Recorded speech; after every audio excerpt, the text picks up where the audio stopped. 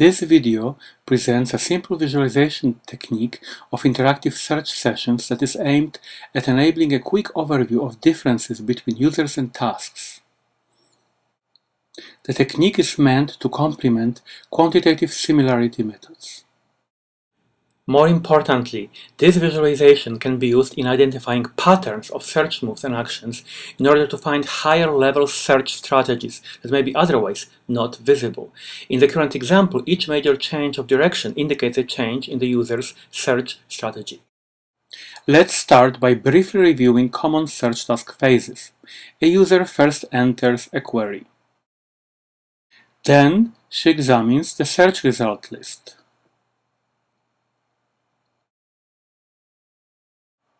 After finding in the results a link to a document that is likely to be relevant for the user's information need, the user opens the document to read it.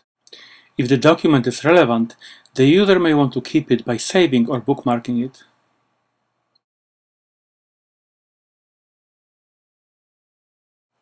Thus, in the somewhat simplified view of search tasks, 4 task phases are identified: query formulation, examining lists of search results, viewing and reading an individual content document, and bookmarking a relevant document.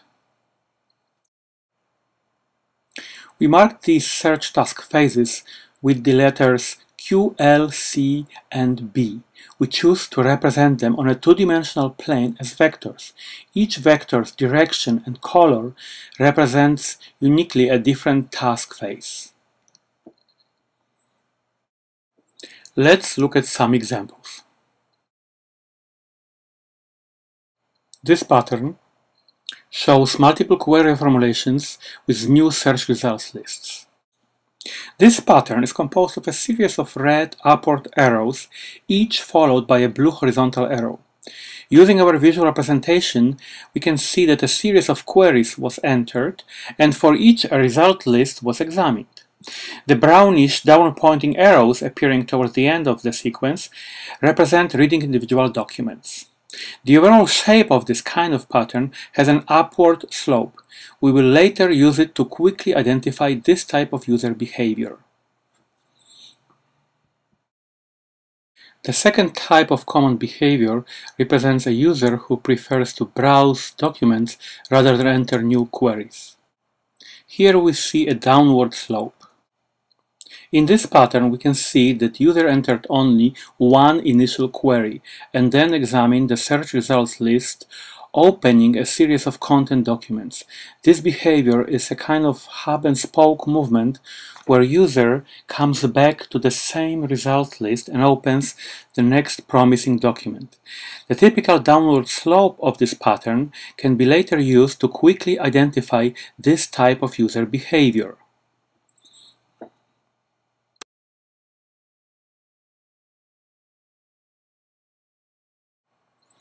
The next pattern shows a combination of previously described upward and downward movements. Here's a variation on upward and downward slope pattern. In the upward slope, included our visitation to individual documents, whereas in the downward slope part, we can see bookmarking activity.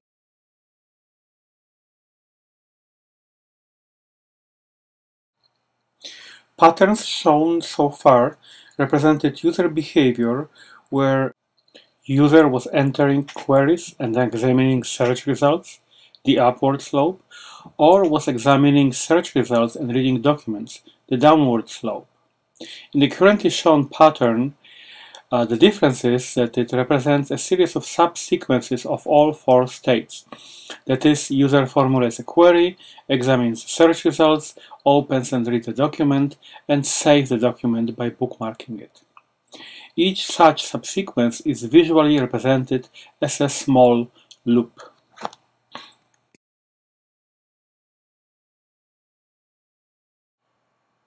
Another typical user behavior is represented by the pattern of a vertical shape. In this case, a user entered an initial query, examined one search results page, and then started browsing documents by following links from one document to another. eventually deciding to bookmark one of the documents. Most of the search session involves browsing. As with previous examples, knowing this particular pattern will later help us in identifying the document browsing behavior in search sessions. Numbers that are well visible in this example are part of the visual representation. They uniquely identify pages or documents. They can be used in identifying returning behavior to the same search result lists and document revisitations.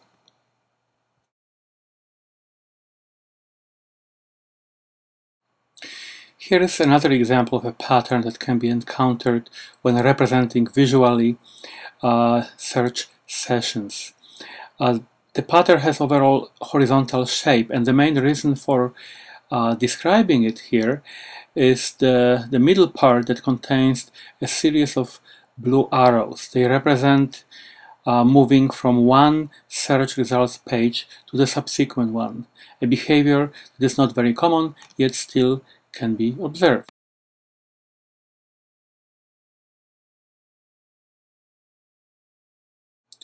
After presenting a few common and fundamental patterns, we show one example of a more composite pattern. We can identify here a couple of multiple query formulations with search result list viewing that is interspersed with document browsing. We can expect that on more difficult tasks, patterns of user behavior will be composed of the few fundamental types. Thus, knowing the fundamental patterns will help us to describe more complex search sessions.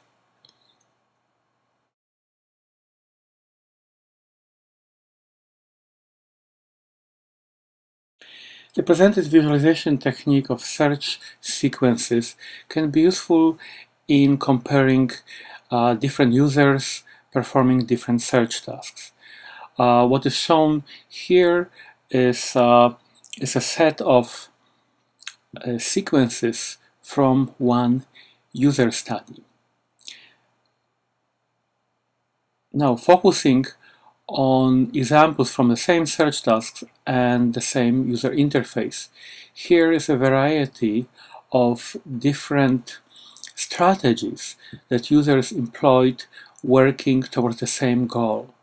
The presented here visualization technique allows for a very quick overview of a variety of different approaches users are taking to achieve the same information goal.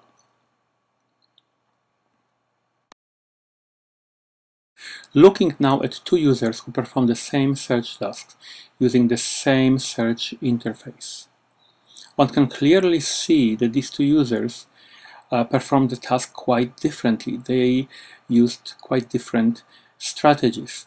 On the left-hand side, the user performed very few queries and focused on returning to search results and examining from their content pages. On the right side, that user issued many more queries, examined many more search results, and only few individual documents.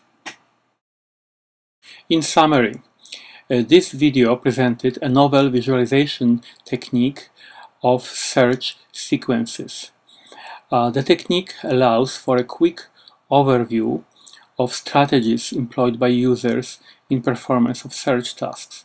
It allows for a quick identification of differences between users and their performance on different tasks, as well as for possible identification for issues, such as the users may be expending too much effort at some points in search process. More importantly, this technique can be used in identifying patterns of search moves that indicate higher-level search strategies that otherwise may be not visible.